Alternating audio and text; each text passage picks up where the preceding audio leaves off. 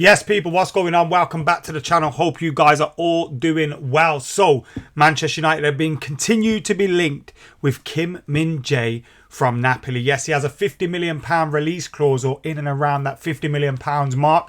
And apparently, he has said his goodbyes to his Napoli teammates, and he has waved goodbye to Naples as he is set to join Manchester United. Also, we're being linked with Moises Casedo as well. We're going to get stuck into all of these reports in this video. Make sure you're keeping it locked by hitting that subscribe button, liking, commenting, sharing as well. Keep it locked. We're going to have daily content for you guys coming up every single day. We've already got tomorrow's video locked and loaded and ready to go as well. Yes, we're going to be serious this summer. We're going to have loads of videos coming your way. So make sure you are keeping it locked. But first things first, as I said, we are going to get stuck into this chat about Kim Min-Jae. Yes, I've been reading the comments and you guys telling me how to pronounce his name properly, as I was calling him Kim Min-Jae before, but it is Kim Min-Jae. And the article says Manchester United target Kim Min-Jae, says his goodbyes to Napoli teammates in a huge transfer boost for the Red Devils,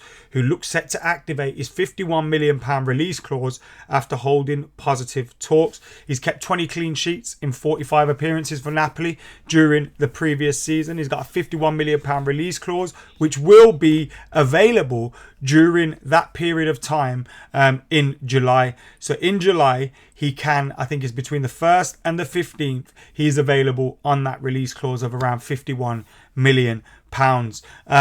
The article goes on to say Man United have been given the green light ahead of a potential move for defensive target Kim Min-Jae.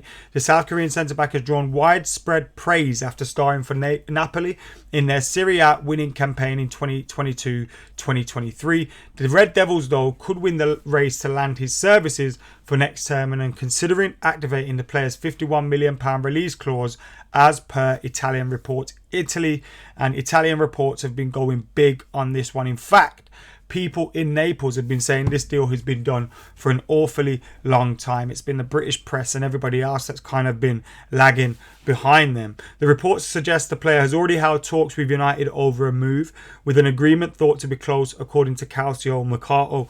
And the 26-year-old has wasted little time in making his thoughts clear and is believed to have already said his farewells to teammates in advance of a switch this summer. Now, what it may be for Manchester United is we're in a position where obviously we're going to have to make a few sales this summer. You know, we're looking at the likes of McTominay, Maguire, potentially Fred, potentially Anthony Martial. There's probably a few other players there as well. Dean Henderson being linked with a move away from Manchester United, and we did a video on that yesterday if you want to go and check that one out a little bit more in depth.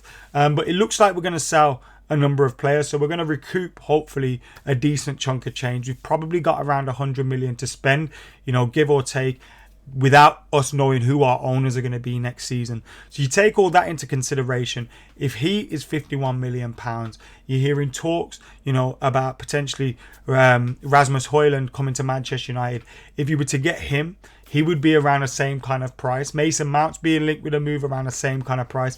Those three signings would be a shrewd bit of business and would come in at around £150 million, which is kind of the money Manchester United would have with some sales and with, you know, all those kind of things, and maybe would still be able to bring in another player or two as well.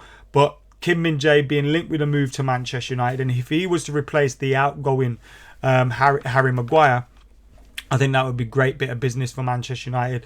There's been talk we could get £30 million for Harry Maguire.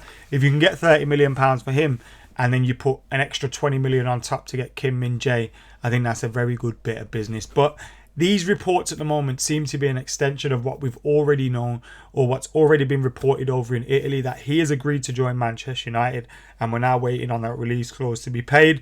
We obviously hear a lot of these things and similar stories throughout summers, you know, and there'll probably be a different centre-back being linked with Manchester United in the next couple of days. But Kim Min-Jae being linked with the club very, very closely. We've also got this talk on Moises Casedo as well.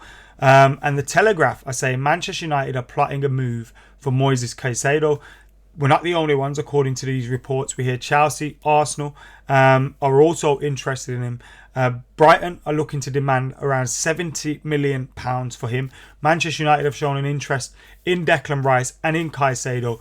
Now, what could be the case was we were looking to go big on a striker. Let's say, for example, Harry Kane, 120 million pounds.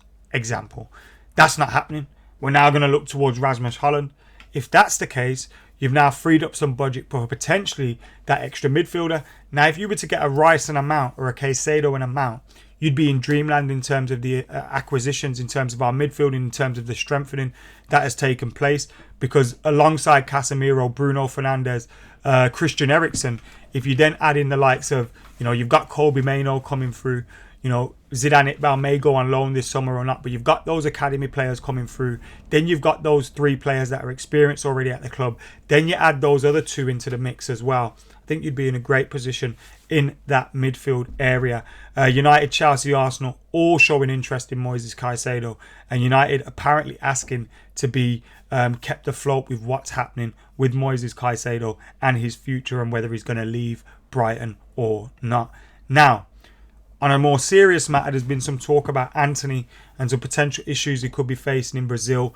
I don't want to speak too much on those at the moment, because I've only seen, just as I was about to come on this video, I've seen a few reports breaking, and you're seeing people say, well, the dates of when he was accused to have done something, he was in England and is being accused of... Look, I don't know what's going on at the moment, and it's a serious matter. So whilst I'm aware it's ongoing, I don't want to give my opinion on those things until I know a little bit more about that. Anyway, guys, that's the news at the moment. That is the transfer news. We'll have more videos coming up for you guys very, very soon as well. So make sure you are keeping it locked. As I was saying, Kim Min-Jae being linked with a move to Manchester United. £51 million release clause, or thereabouts once you get the conversion in. And he's apparently said goodbye to his teammates in Naples and said yes to Manchester United. Will that deal get done? Who will we sign in terms of a striker? Will it be Harry Kane? Will it be Højlund? Will it be... we've been linked with Osimhen as well, been linked with a whole host of players. What's going to happen in that midfield area? Will we save money on a striker and reinvest it in a better midfielder? Casedo, Declan Rice, all those guys are being spoken about as well. Let us know your thoughts in those comments below. Make sure you are keeping it locked as well. For now though, I'm going to get out of here. I'll be back with more content tomorrow, and if there's breaking news between now and then, I'll be back with that as well. But thank you for tuning in. Keep it locked, and we'll see you in a bit.